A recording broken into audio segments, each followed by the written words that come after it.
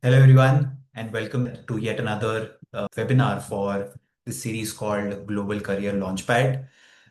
Today's session is titled Study Abroad New Trends in 2026. In today's session, we are going to understand some patterns among Indian students who are studying abroad. We are going to compare whatever has been happening in recent times with the past, and we'll also use a combination of that to figure out what our future looks like. I've tried to keep the presentation as data packed as possible, and I'll do my best to tell you the story side of the data.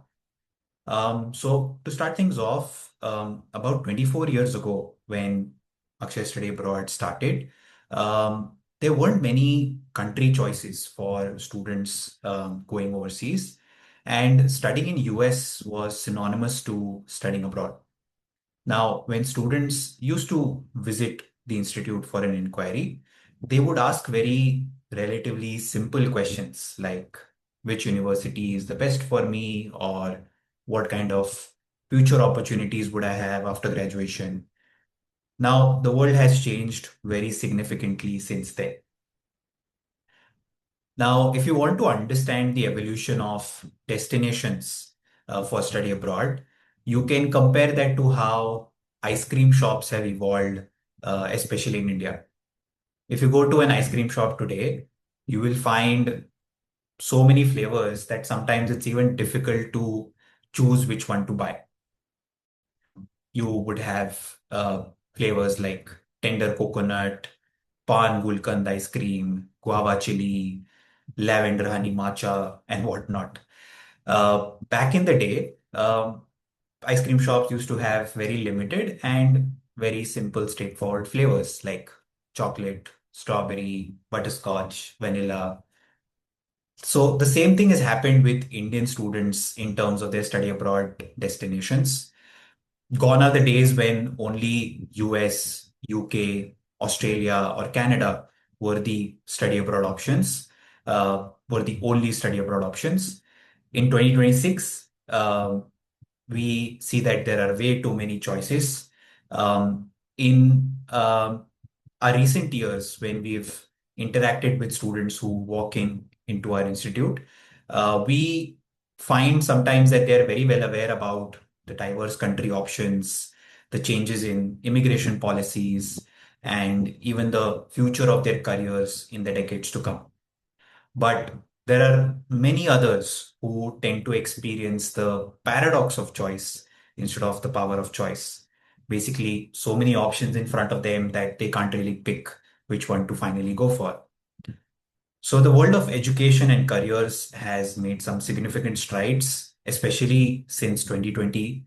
And in this session, I'm going to walk you through what exactly has changed, what it means for you, and what you should be doing about it. So let's begin by looking at some stats to understand the current scenario. 18 lakh, that's roughly how many Indian students are studying abroad right now. This figure includes not only students going for bachelor's, master's, and PhD, but also students from India going abroad or living there for their high school education. We are now the largest source country of international students in the world. So, out of all the countries, India is the one that sends the largest amount of students for education overseas. There's an organization called OECD. You might have heard of it. It's the Organization for Economic Cooperation and Development. It's an organization made up of 38 developed countries, mostly from the European region, the America, and Oceania.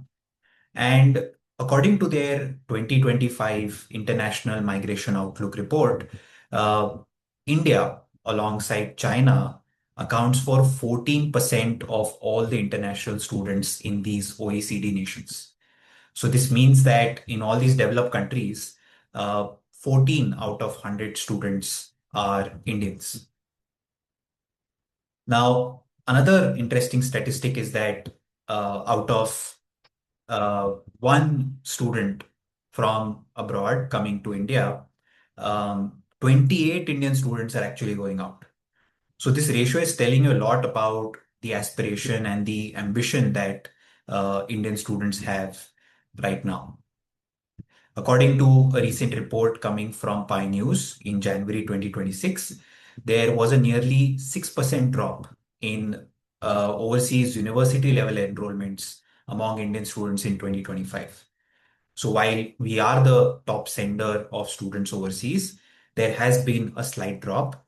In fact, in study abroad remittances, which means the money that is being sent overseas for education, has also fallen to its lowest levels for the past 8 years. Now, what does that all mean? Does this mean that students right now are hesitating from studying overseas?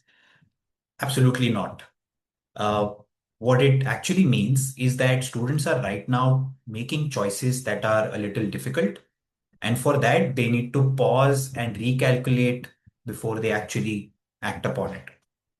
So, in some countries, it is not as easy to get in as it used to be. But it's not just about visa policies. Indian students right now are seeking value. Students are now asking, where will my time and my family's investment bring the best outcomes for me and my career? And this value-oriented approach is a reason why you will find that there is a slight drop in the money being sent overseas for education. And that's because Indian students have become smarter and they are now spending less money than what people used to do earlier. So this question of value or return of investment is something that's going to drive the entire discussion today. So let's start by understanding the first trend beyond the big four. So in the last 30 years or so, most Indian students have studied in one of these four countries. You might also observe this around in your friends and family. If you know someone who has studied overseas or is currently living overseas, it's highly likely that they are living in one of these four countries. Their economies and their societies have absorbed lakhs of Indian people, and the Indian diaspora is a big reason for their growth, their country's growth in the last couple of decades. While these places are still students' top choices right now, students are now opening up to the idea of going to countries beyond these four. To understand what that means, let's have a look at this data that was published by the Ministry of External Affairs. 12.54 lakh Indian students are currently overseas to study university level courses or higher, as per their latest 2025 survey. Now, the most interesting fact that we can see out of this chart is that Canada alone has more Indian students than UK and Australia combined.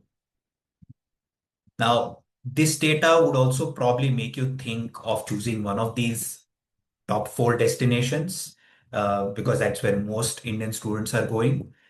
But the tides are taking a turn, and the smart students are preferring the most underrated and underpenetrated destinations in order to gain the first mover advantage.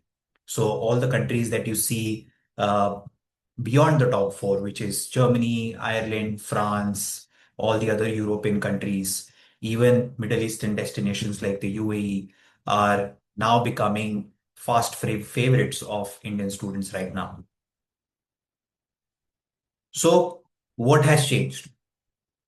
Now, in these big four countries, which is US, UK, Canada, and Australia, there have been a lot of policy changes, and their main intent of those policy changes is to bring in quality over quantity. Now, for all these countries, there has also been a lot of chatter in the mainstream media platforms, but sadly, a lot of it was just sensationalism. Yes, it's true that rejections have climbed in recent years, but that is also the case for the rest of the world. In fact, countries apart from India have faced even worse rejections than Indian students. So let's have a look at some facts. So for US, the F1 student visa rejections has hit a record high of 35% globally in 2025, up from 31% in 2024. This means that out of 100 international students who apply for US F1 visas, about 35 of them are getting rejected right now. Rejections for Indian students have jumped to 61% in 2025, which means about more than half of them are getting seeing rejections. But it's not just for India. There are several other countries, like some African countries have had rejection ratios of 90% or even higher. So Indian students have faced higher rejections, but that does not mean that none of the applications are getting through. Overall, you need to understand that these countries' doors haven't closed for us. The entry has just become narrower, and the entry is for the highest quality students. So if you want to increase your chances of getting accepted, especially in a country like US, make sure that you have a very clear and genuine intent to study there. Those who apply, who want to go there just to have fun, earn a little bit of money, skip classes at university, then those people get outright rejected. You must also be able to show appropriate funds such that you would be able to support your expenses, mainly your tuition and your living expenses. Now, there are laws in place that allow you to work part-time over there, and you can use that money to fund your living expenses. But what if you find a job but you don't like it and you don't continue? And what if you cannot find a job at all? So in that case, it's very important for you to show sufficient funds such that even if you don't work or have to work, you would still be able to fund your living. You also need to make sure that you have very clear ties to India and that is shown during the application, such that you show genuinity in your application. Next is the United Kingdom. Now, this country has continued to be a top choice among Indian students. More than 142,000 Indian students have received their student visas in 2024 academic year. In fact, Indian students have been having the highest approval rates of any nationality since 2021. So if you are an Indian in the past few years, if you've applied, you have had a favor, more leverage over other people from other nationalities. In the last year, however, visa approvals did drop substantially, but it mainly affected people who were trying to misuse the visa system, especially the dependent visa system that comes with the student visa system. So the genuine students are still getting in, and they're not just getting in, they are also getting some great scholarships. A 1 year master's degree that UK offers is a genuine advantage. Basically, a faster degree that brings you quicker into the world of work, and that helps you a lot in getting that higher return of investment. Canada has actually been facing a lot of challenges in itself. Um, so, in the past few years, it has experienced rising cost of living, coupled with shortage in housing, and that has made it difficult for lakhs of international students over there. As a result, the Canadian government has also taken certain measures. They have decided to make the process more competitive, and that is why you would also find that rejections for Indian students have climbed. And again, it's not just for Indian students. Most students who are applying there are facing a lot of competition. Australia, just like the UK, is one of the top preferences still today. If you're a very genuine, hardworking student planning for programs like engineering, healthcare, or agriculture programs, you have great prospects in Australia. Just like the other three countries, Australia has also started to scrutinize Indian students' applications a little more, and that is again being done for the sake of your safety. So if you are a genuine student and you want to get through, it would be ensured that the cohort of students who are coming with you are also there, who are genuinely going there to study and not just go there for the sake of it. They're cracking down on these applications who are misusing the student visa route while still allowing the genuine students in. The long-term post-study work visa that Australia offers is something that is highly valuable. So we find that Indian students not only get to stay back, but gain very valuable work experience and save up a lot of funds, enough to not just recover their education expenses, but also have some savings left that they can bring back to India if needed. Now, as the big four countries have shaped their policies in recent years, so have the European countries. So Europe has quietly risen in appeal, and now it is one of the top destinations among many Indian students. Back in the day, students would never even consider countries of the European region. Then gradually it changed to a notion where people at least started to consider European countries as backup. But now we find some students choosing European countries over the big four countries, which is US, UK, Canada, and Australia. So the countries that have taken limelight from the European region are Germany, Ireland, France, Italy, Sweden, Spain, and Netherlands. So let's try to get a deep dive in some of these destinations. Study.eu, a prominent European study search engine that helps students worldwide, has reported a 35% year-on-year increase in applications from India in 2025. In fact, it is even expected that this will continue to grow in the coming intakes. Destinations like Germany are high in demand due to its low cost tuition structure, especially if you go to a public university there. When you go to Germany, there are other costs pertaining to the fees and living expenses, but it generally comes in the range of 10 to 12 lakhs per year in Indian rupees. And this is substantially low compared to that of US or UK, where the cost can range anywhere between 30 to 40 lakhs on an average.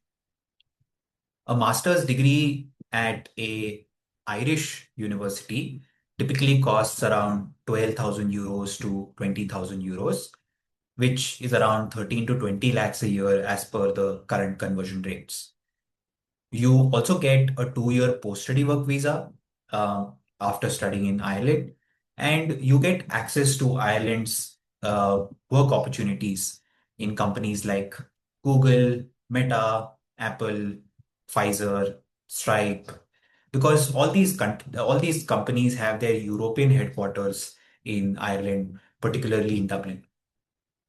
Above all, the European region offers extreme visa clarity. European countries have a very stable and a predictable immigration framework. So there are no sudden changes in the policy.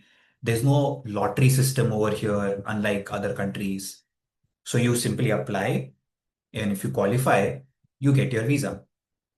So for people right now who are very concerned about visa uncertainties in some countries, then stability in the European region is something that you would find well worth a deal. Now, out of all these European countries, Germany and Ireland have been the top two choices among Indian students. 3 out of 4 universities in Germany are reporting a stable or a rising trend in enrollments. Students from tier 2 cities like Nashik, Indore, Jaipur, Lucknow, Kochi, Coimbatore, they are getting these admits from top universities like TU Munich, RWTH Aachen, and Heidelberg. So this is a very interesting trend that a lot of students should be noticing. After you graduate from a university in Germany, you get a 18-month post-study work visa. And with Europe's strong and resilient job market in fields like engineering and IT, most STEM graduates tend to find employment between 6 to 9 months. Next is Ireland. Indian student enrollments in Ireland have jumped 50% in a single year, from nearly 4,700 to over 7,000 students from 2024 to 2025. The numbers are expected to keep climbing in the upcoming years. The reason why Ireland is seeing so much of high interest is because it's the only English speaking country inside the European region. So if you get to study in Ireland, you would pursue your degree in English, and later on you can work anywhere in the EU. Dublin is generally a top preference among Indian students because Dublin is the tech hub of the European region. Ireland's unemployment rate right now is hovering around 4%, but it still requires skilled workers every single year. Skilled is a key word here. It has built a graduate visa immigration system that actually works because it invites students in a very sustainable manner. Unlike other destinations that have seen a sudden influx of students and facing instability as a result, these destinations are taking a very conservative and a sustainable route towards their growth. Now, other countries like France, Italy, Spain, Sweden, Netherlands, they are highly underrated destinations right now. France is a very affordable destination, especially if you get into public universities. It is having a rapidly growing number of English taught programs, especially for courses in business and engineering. Italy is a world leader for programs in architecture, design, fashion, but it also has some great courses for programs in engineering and sciences. There are universities like Bologna, Politecnico di Milano, and also Politecnico di Torino that have great appeal. Spain has just crossed 1 lakh international students recently, and it is becoming one of the fastest growing European destinations. Cities like Barcelona and Madrid are becoming emerging tech hubs and are competing with destinations like Dublin in Ireland. Sweden is becoming a fast favorite among Indian students because Sweden has some of the top universities with very low cost of education, and cities like Stockholm are some of the world's most livable cities to be in. Netherlands is a Dutch-speaking country, but over 90% of its programs in universities are taught in English. It has world-class education for programs in agriculture, tech, and design. It also has a 1 year job seeker visa for students after they graduate. Now, then this next trend is something what I believe is not not going in many people's radars in recent times. I have noticed that most Indian students are not really giving enough importance to exams like GRE and SAT. They are ditching their preparations, thinking that universities no longer ask for these scores for the application systems. But when it comes to scholarships, students are missing out on these massive funding opportunities just because they were a bit lazy and they did not take the exam, so they don't have a score to show. So if you're applying for a master's or a PhD, especially in countries like US, Canada, Singapore, please don't ignore taking the GRE. ETS, the company that conducts the GRE exam, has reported recently that more than half of the universities have kept GRE optional for the admission process. but it is a requirement for the scholarship process. Most Indian students tend to score higher in the quantitative reasoning section of this test compared to the verbal reasoning section. And that is actually an inherent advantage for them because when they apply for STEM courses, uh, they are likely to receive a high scholarship just because of a high score in the quantitative reasoning section. So if you're applying for a STEM degree and your math is great, please don't skip taking the GRE. You might miss out on scholarships. There are institutions like Fulbright Nehru, INLAX, JN Tata, USIEF, and if you refer to their scholarship procedures online, they have public disclosures which clearly state that GRE scores are used by them to filter their scholarship applications. Now, if you are a student who's going to apply for a bachelor's degree, you should take the SAT even if your university considers it optional. Some universities are automatically approving scholarships to candidates who have submitted a SAT score and their scores are really high. They do that because ultimately they want to attract the best of the best. And an SAT score is a big indicator of a student's college readiness. So make sure that you prepare well for the SAT, aim for a 1300 plus in this exam. If you couple that with high scores in your 11th and 12th grade, you will have a very high chance of getting scholarships, which typically amount to up to $25,000. The next trend is about courses. The World Economic Forum has predicted that AI will be creating 9.7 crore new jobs globally by 2030. However, there is some nuance to this. It will also destroy millions of jobs in the years to come. So the question is, whether would you be affected by AI? And the simple answer to the question is yes, everyone will be affected by it at different extents. The question is whether you would be on the side where jobs are being created or whether you would be at a side where jobs are getting diminished or replaced. So taking the right course will help you be on that creation part of the side rather than on the replacement side. So courses like artificial intelligence, machine learning have very high demand. Demand for AI engineers, NLP specialists, automation experts is so much that it is exceeding the global supply of talent. And this is not just a future trend, it's today's reality. If you look at the job market right now, you'll find how well paid these professionals are.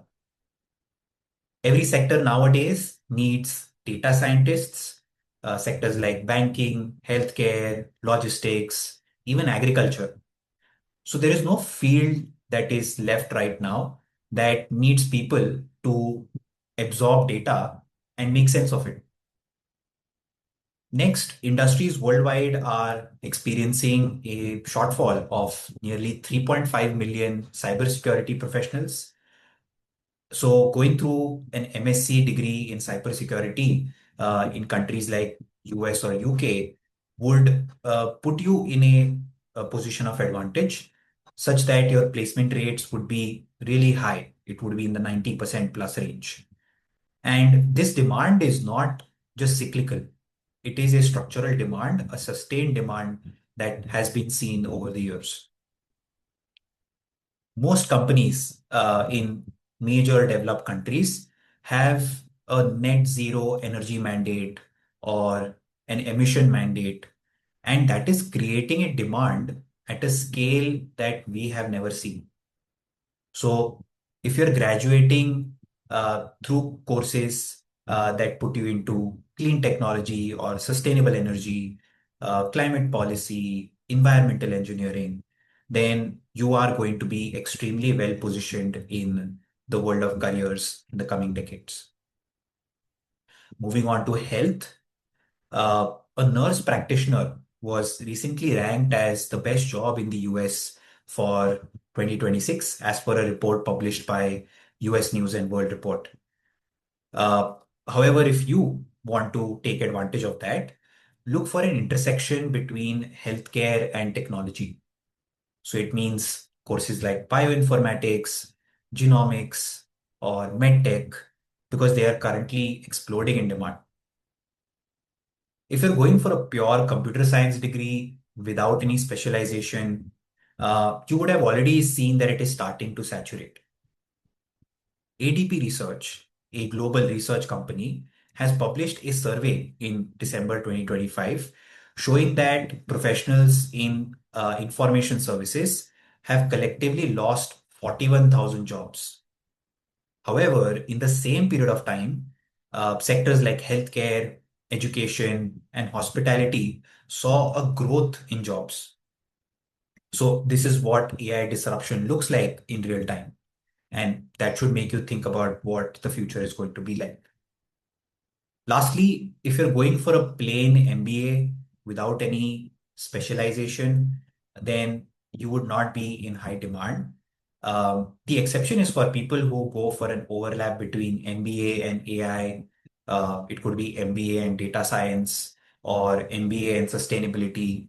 So these combinations will give you that strategic breadth and that technical depth, and that's going to make you indispensable in careers moving forward. So this brings me to what I believe is the most important insight of this entire talk. The smartest students in 2026 are not just pursuing one field, they are combining different fields. As per a report by ICEF Monitor, which was published in Feb 2026, employers are now looking for what's called as the T-shaped professionals. So if you think about the letter T, it means deep expertise in one area, meaning the vertical line of the T, with collaborative skills, communication, and the ability to work across disciplines. So that's the horizontal line of the T. So a student who combines AI and healthcare is not just a coder, is not just a doctor. There's someone who can design AI systems that can actually work at a hospital. And that profile is extremely rare and valuable right now. A student with AI and sustainability education is a future problem solver with complex 21st century environmental challenges that the world is facing. These people would develop innovative approaches related to energy deficiency, agriculture, waste management, and environmental monitoring. Fintech is booming right now, especially in countries like UK and Ireland. This combination would make you one of the most employable people in Europe right now. As a backup plan, even coming back to India would make you very high in demand as a professional. To give you guys an example, a very big non-banking financial company in India recently published this statistic that they were able to disburse around 18,000 crores of loans without any human intervention. So it was purely the applications were purely scrutinized by artificial intelligence. So that is the kind of scale in fintech that people are seeing right now. When it comes to other fields like robotics, there are universities like TU Munich, RWTH Aachen, MIT, Caltech that are offering some of the latest and most practical courses in smart manufacturing, autonomous systems, and robotics.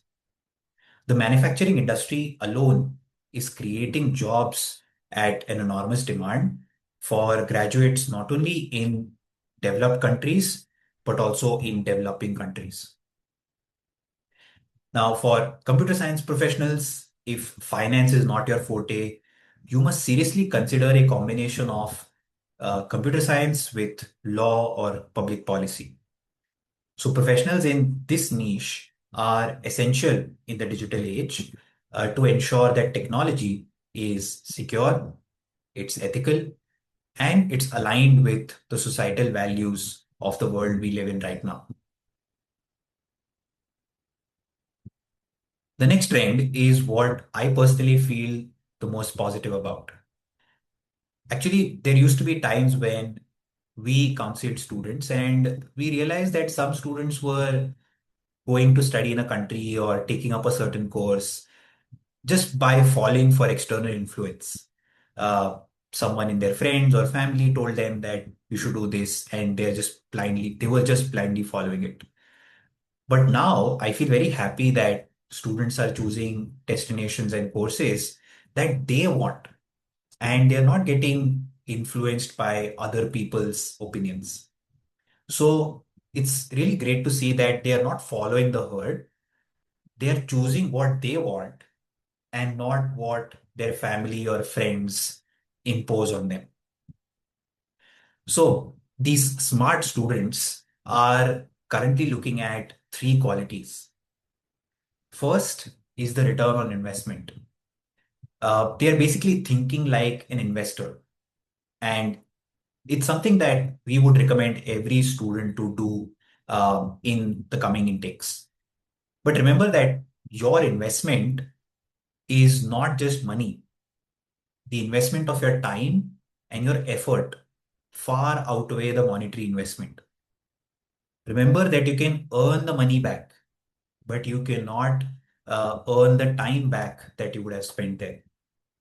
So, what you get out of that experience of learning and studying and living a life abroad should matter to you the most.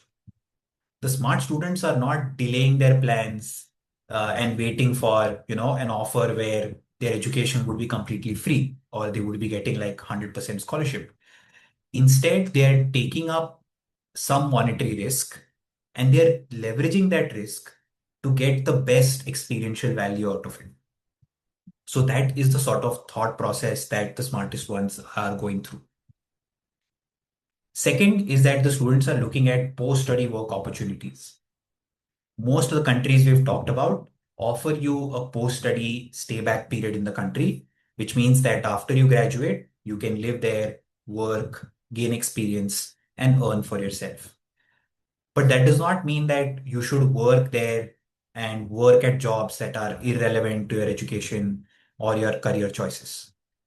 Always remember, don't settle for less. Relevant work experience is far better than being able to stay back in a country where you're working in a very unskilled job, in a labor-based job, and you're just wasting your time. The third factor is knowing this intersection between your core competencies and the demands of skills that are seen in the modern workplaces. So you might find it exciting to earn money for the first few years, but later on, you would realize that job satisfaction is your top priority. And job satisfaction only comes from knowing what you're good at and then seeking opportunities relevant to that. So you might also experience stagnation in your careers in the long term if you're working at a job just because it pays you well. So if you're really passionate about what you are studying right now and you would end up in jobs that are relevant to that education, you will actually thrive in those environments. You will have that drive to keep learning and upskilling, and you'll find your career graph to be always going up. So there are five important takeaways that I believe everyone should be having from this talk. First, be open to the idea of studying in destinations beyond US, UK, Canada, and Australia. By no means I'm saying that these destinations aren't great anymore. Uh, in fact, data suggests that students favor those destinations, but you may find a more valuable opportunity in other countries, especially in the European region. Second, decide the right combination of destination, course, and post-study work opportunities so that you can maximize that return of investment that you are expecting. Third, choose interdisciplinary courses over the narrow ones. As I said earlier, develop yourself into a T-shaped professional. So you need deep expertise in one area and you need the ability to work across disciplines. Fourth, make sure that you're applying early. Sometimes we see students chasing perfection, and because of that, their application gets delayed. Now, unlike India, people out there pay a lot of respect to people who are respectful of other people's time. So make sure that your application goes well ahead of time. And finally, the opportunities of studying abroad right now are far outweighing its risks. If most people right now around you are fearful, they're holding back their plans, you must be opportunistic and you must take the first mover advantage. At Akshay Study Abroad Consultants, we've been keeping a very close watch on all these trends and patterns, and we are ensuring that all study abroad aspirants are well ahead of the curve by being aware about these trends, and we make sure that we spread whatever awareness we can. So in our test preparation training services, we have launched some crash course options that are fast tracked, such that for English exams like IELTS, TOEFL, PT, or Duolingo English test, the preparation process can be crunched down to 1 to 2 weeks. In our university admissions and visa counseling services, we have a dedicated team of counselors who help students for their applications to European countries. We follow a process of what we call as destination, degree, and budget match. So think of it as a process where the counselor tries to understand you as much as possible. And then there is a Venn diagram in which the destination, degree, and budget is seen. And then we look for that sweet spot, that intersection between the three circles, such that you find the best options. We also make sure that our students apply to universities early so that they have high chances of getting accepted and also have the best scholarship options. We also have allied services in which we help students in getting education loans, finding the right accommodation, also other things like flight tickets and foreign exchange. So in recent years, we've made some strategic partnerships with several institutions such that students are able to save a lot of their time and also money that makes their overall process highly valuable and convenient. So that is it from the presentation today. Thank you everyone for attending this session. And also thank you for having faith in Akshay Study Abroad Consultants and its services. Uh, so we are now open for a quick question and answer session. If you guys have any questions, use the chat option in Zoom meetings to drop in your questions, and I'll try my best to answer them.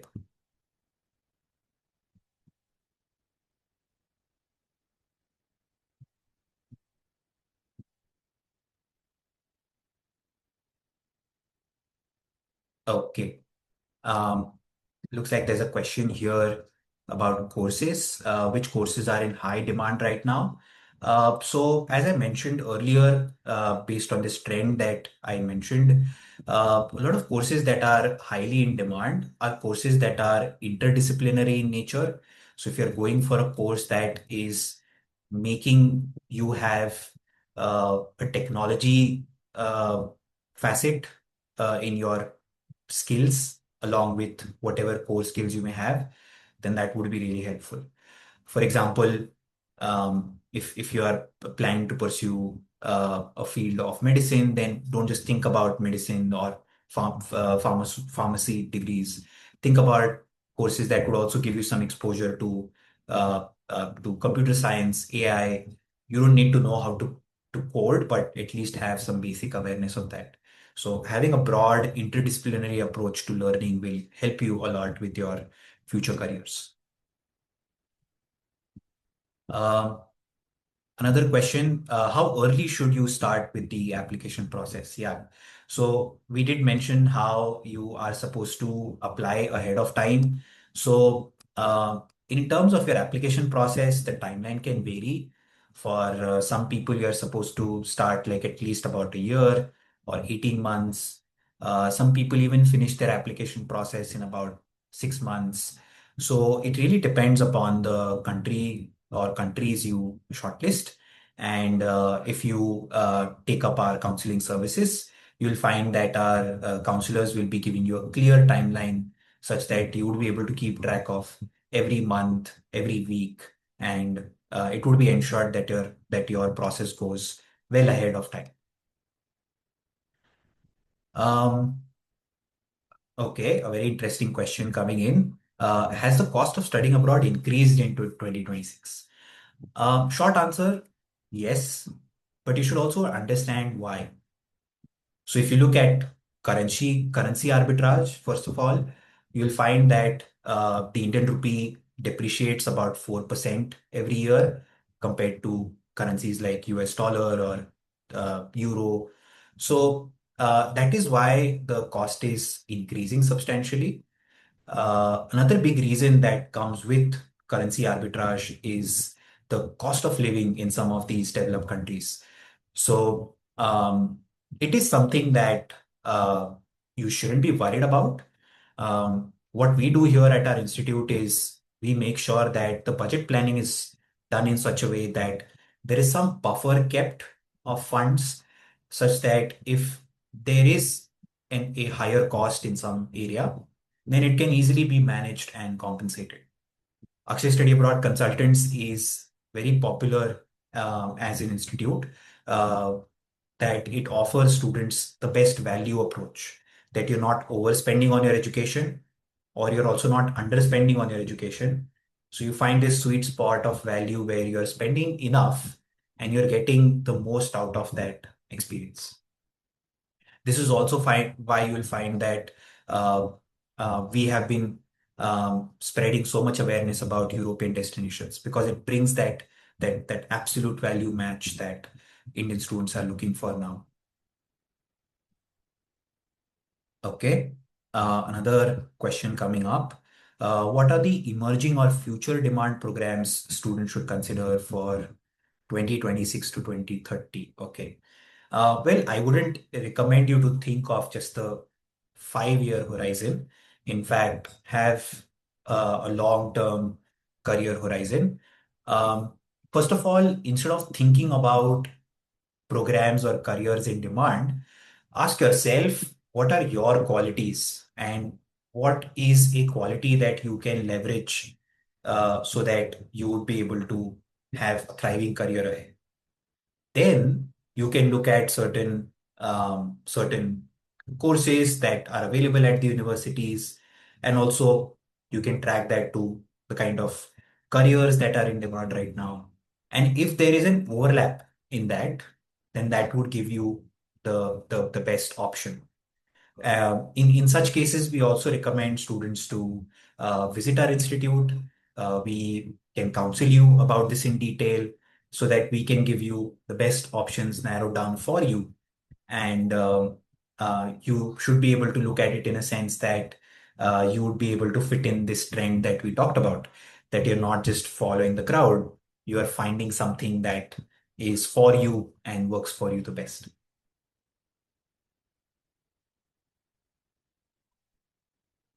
Hmm. Another question. Are there any new rules for international students in 2026? Well, that's a very broad question to think of. Different destinations tend to have different policies for international students. But what I can tell you right now is that the kind of policies or rules that are being set up for international students are such that it favors students who are there to be students and not anything else. I don't know if you know this, but uh, I mentioned this in the session that many a times there has been abuse of their visa system, wherein people apply for visa as an international student, but after they go there, they skip college. They don't really do well in their courses. They get low grades, find it very hard to graduate, and that isn't really great for anyone involved. It's a waste of the students' time and money there, the country that is, putting in effort, the university that is putting in effort in upskilling you. That also goes in vain. Um, in those cases, there are some serious actions that are taken by those countries that can be so extreme as even deportation. So it happens with people who go with the wrong intent. So, as someone who is a very serious, genuine student, someone who wants to go there and study hard and make a good career, I don't think you should be that worried about any rules or policies that are set there. Ultimately, it's set there for your security and making sure that you have the right opportunities.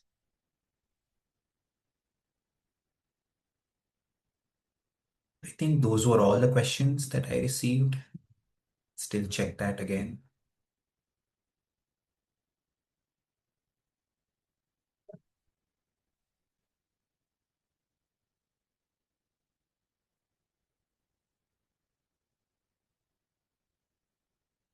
Okay, so I think these were all the questions.